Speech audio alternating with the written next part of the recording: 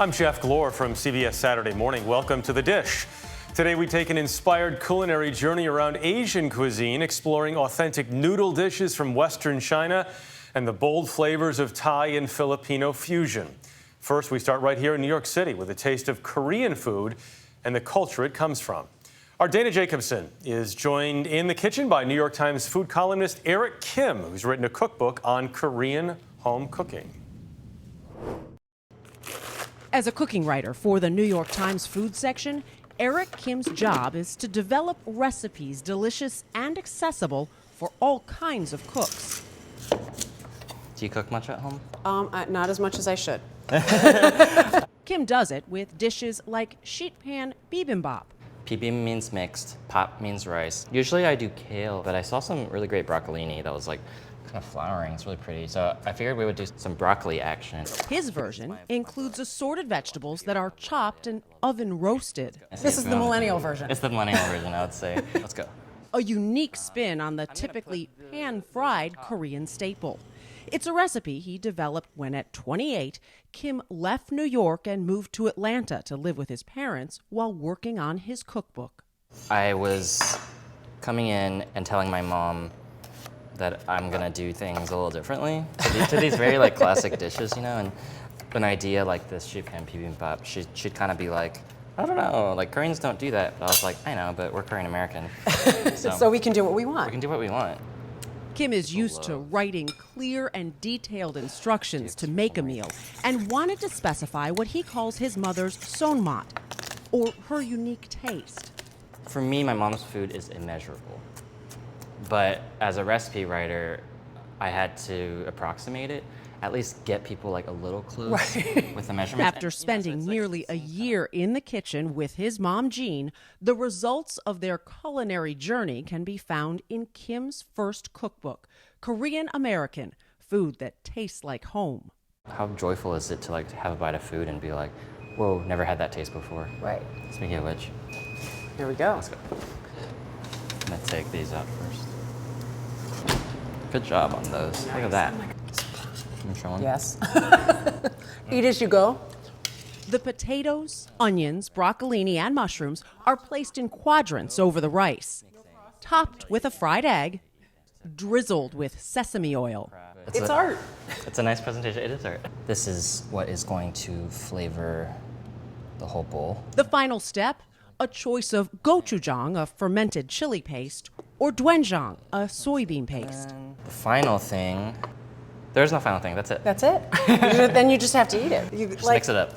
You go from this beautiful thing of everything separated to Yeah. destroy. It's really just, it's for you. It's like, Yeah.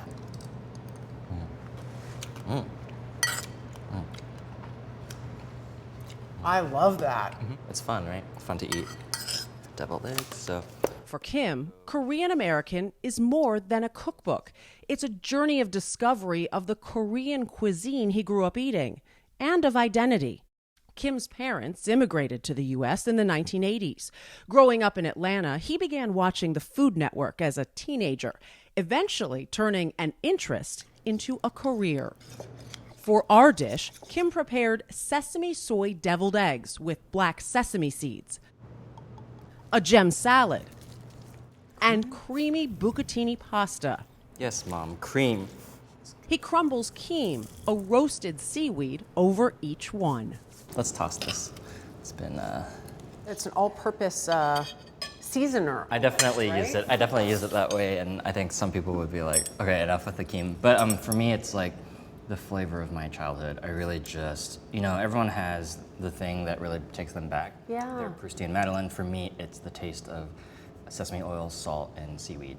Just like the perfect trifecta of flavors. An entire chapter in the cookbook is devoted to kimchi, I love these moments, like in the book.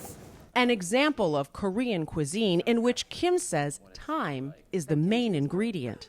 This is what my mom Right. does. She Yeah. flips her chopstick like Oh. this. And that means, it's usually to like mix noodles Yeah. for the table, but I'm gonna do it to give you one of these. Okay. So then there's also this. This is Napa cabbage. Okay. kimchi. So this is the one where probably like This is the one that I knew always. a lot of and people didn't- are familiar with. Yeah. Yeah. But there are different kinds, and they all have different sweetnesses, like different flavors, and I mean, I'm gonna have some of this too, I think. What does your mom think of this? Everyone kept asking me that, and I kept forgetting to ask her. 레시피가 I got her on stage with me, and of course she's really proud. She's always, been someone who's like proud of her children. I've also seen her light up a little bit. This book really puts her front and center, and I'm also really glad to highlight her talent. She's a culinary artist. Like, she's really good. I think that's something that now people get to taste. Kim believes that true talent in the kitchen means having something to say with your food. And he says food has helped him express his true self. What is Korean American to you? I actually had friends who were like, maybe you should call it something more that sounds more personal. But for me, nothing could be more personal than these words. And I think it's because this book is about my journey towards accepting who I am, just like as I am. Because when I started writing this book, I was terrified of what other Koreans would think. Really? Because I think so often people see food or a recipe on the page and they'll be like, my mom doesn't do it like that. These flavors, they always harken back to a memory I have, a taste, a real thing. It's not fusion food. This is my life. Coming up, the authentic noodles created at this restaurant are some of the most sought after in the nation. We'll show you next on The Dish.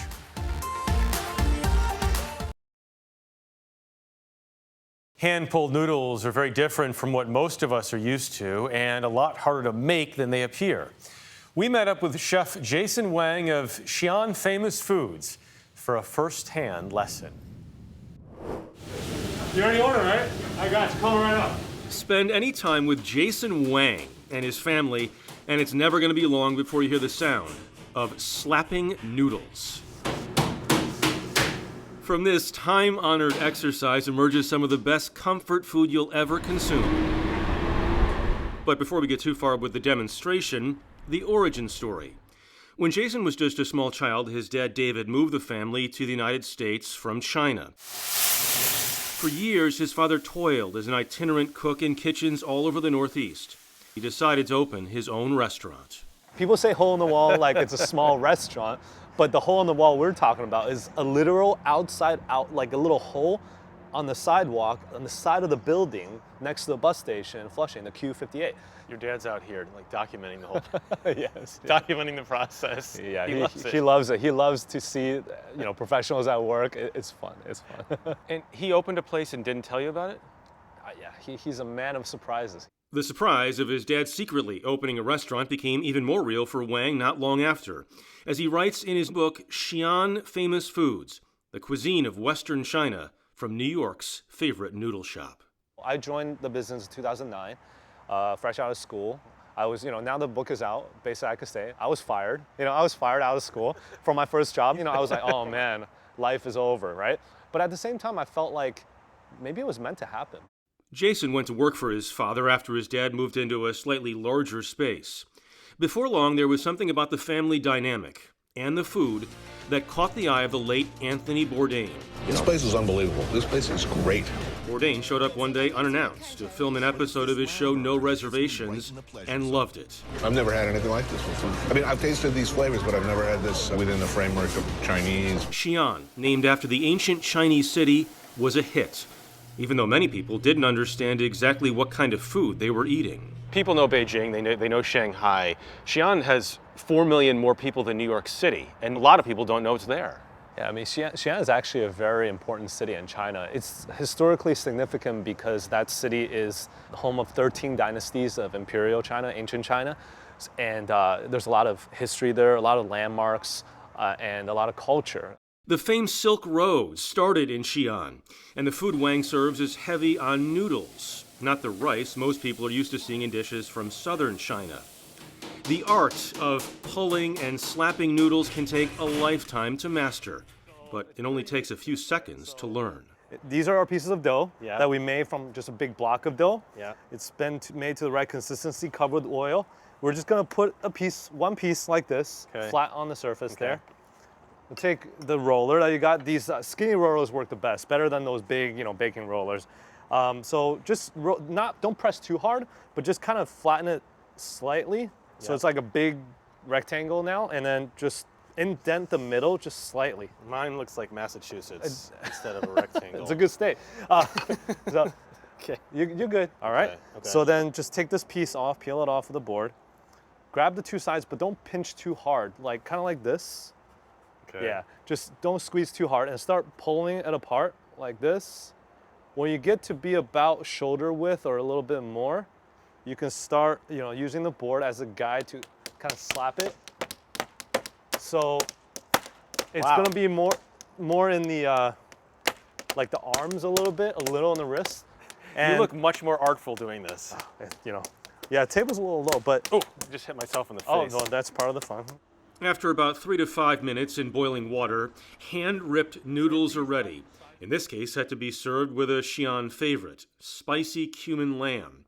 Also dished up for us, stewed pork burgers, a spicy Asian salad with crunchy, spiny cucumbers, red braised pork spare ribs, and long pea cold skin noodles, a Xi'an vegan favorite. All of these have attributed to our brand's success, and I owe a lot of gratitude to all of them. There is one catch with the Xi'an noodles. You cannot get them delivered. Now, I tried to get delivery, and you wouldn't do it. I couldn't. You I won't want do to. it. Okay, I won't bring you cooked noodles, Jeff. I just can't do it. It's really. Why? Call me stubborn, but I just cannot have cooked noodles that it's gonna congeal into this like doughy lasagna-looking mess, and have that be the first impression that you have with your family. I think that for me, noodles don't travel. After 10, 15 minutes, I wouldn't even eat it myself. I would throw it out. As a substitute these days, Wang is shipping out meal kits,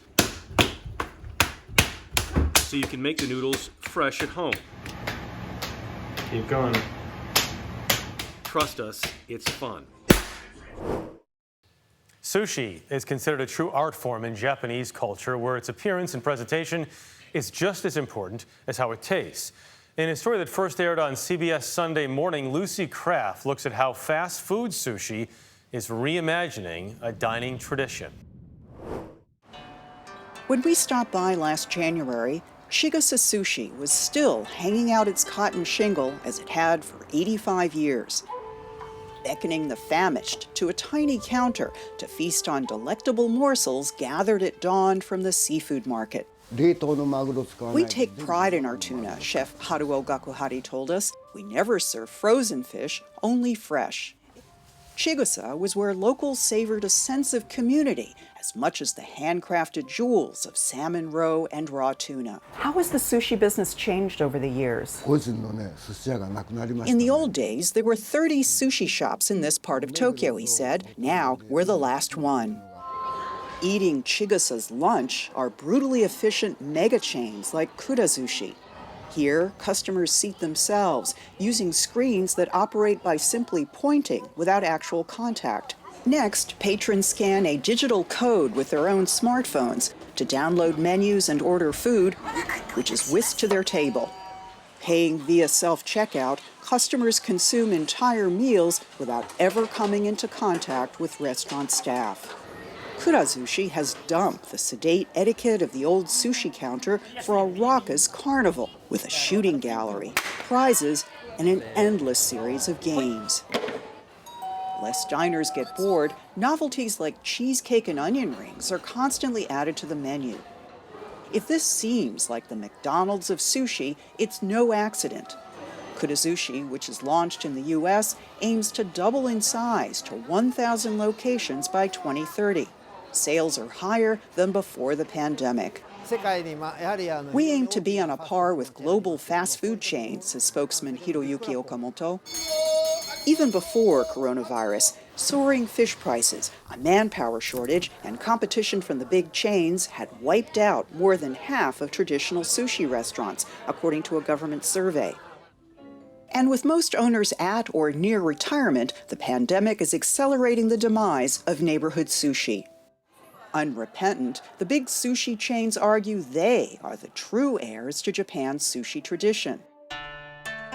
Back in the 19th century, sushi was sold from outdoor stalls, a cheap and filling snack for the masses. The chain spokesman said, "We want to be accessible to everyone, so we charge just $1 a plate."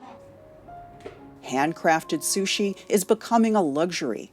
Offering dramatic decor and wine pairings, Sushi M places its chefs center stage. Some sushi chefs, they practice in the mirror to see what they look like from the customer's perspective. Food writer Melinda Joe calls this performative cuisine. It's not like the customer is always right, as we think in the US. You are meant to enjoy the piece of sushi exactly as the sushi chef has intended it to be served. Artisanal sushi, needless to say, is priced accordingly. $200 for the tasting menu at Sushi M. I talked to another food critic. He was saying we're going to see dirt cheap theme park style discount volume places, and then we'll see the kind of place that we're in right now, which is catering to the quote unquote 1%. That's the trend. It's certainly something that we're seeing already happening.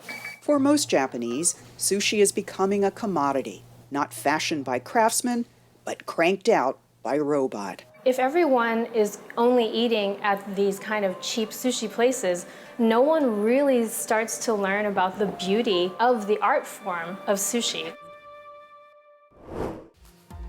That could use a little heat. Might be heard now and then in the kitchen, but probably not this one. After the break, the bright, spicy flavors of Southeast Asia up next on The Dish.